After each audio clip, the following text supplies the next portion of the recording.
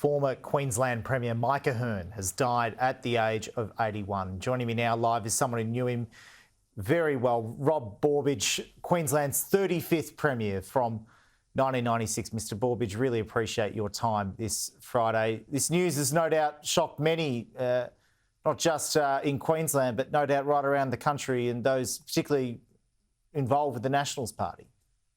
Yeah, sure. I mean, Mike had not been well for some time, but I think everyone was surprised when we heard the news today and when it started to break. But someone who was a great public servant to the people of Queensland, the person who presided over the implementation of the recommendations of the Fitzgerald Commission of Inquiry, a very decent and honourable man, and a great loss to this state and to politics on all sides. Can you give me an insight, Mr Borbidge, into how Mr Ahern was able to lead Queensland out of that tumultuous period involving the Fitzgerald inquiry? There must have been so many immense pressures on him in the premiership. Yeah, look, it was a very difficult time, and you know, it took its toll on Mike.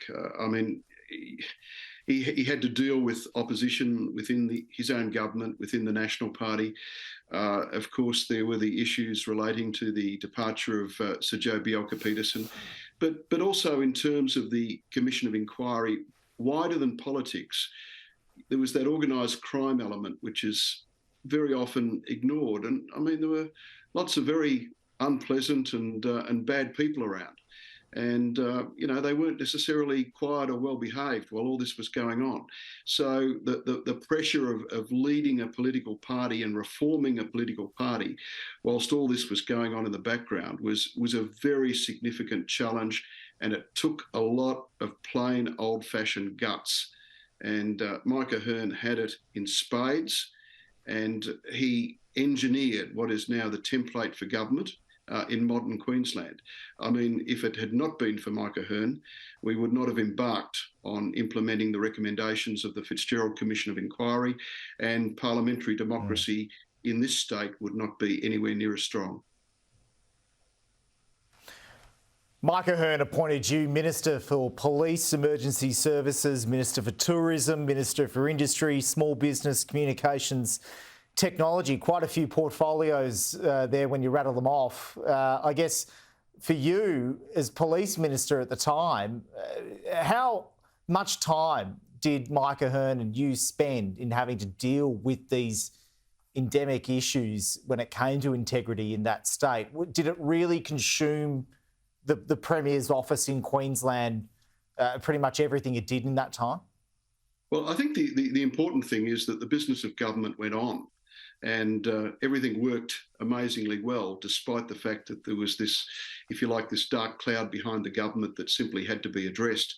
And fortunately, I was only Minister for Police for a short time towards the end of Mike's tenure as Premier, but you know, the pressure that the whole exercise put on Mike and his family was absolutely immense, and I don't think to this day many people appreciated the strain that he was under and the toll that he took. I mean, he single-handedly took on the task of cleaning up Queensland, and you know, okay, there were the political aspects, but there were the organised crime aspects.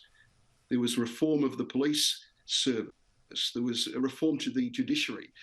There were changes to the electoral system. There were changes to the way government worked through public accountability. And none of this would have started or got underway if not for the efforts of Mike Ahern. And while he was doing all this, he was still running a government. He still had hospitals to run and roads to build and dams to build and all the rest of it that goes with being part of a state government. Just quickly before I let you go, Mr Borbidge, a state funeral has been offered to his family. Do you think there'll be quite a fitting tribute to him, at least paid by the Queensland community? Absolutely, and I think, you know, there's enormous respect for Mike across all sides of politics, and it's a fitting tribute, and obviously it's up to the family to decide what they want to do, but it's a generous and appropriate offer from the current government. No doubt. Rob Borbidge, really appreciate you coming on the program and speaking to us about your friend Mike Ahern. Significant news out of Queensland this afternoon. Thank you so much. Thank you. Pleasure.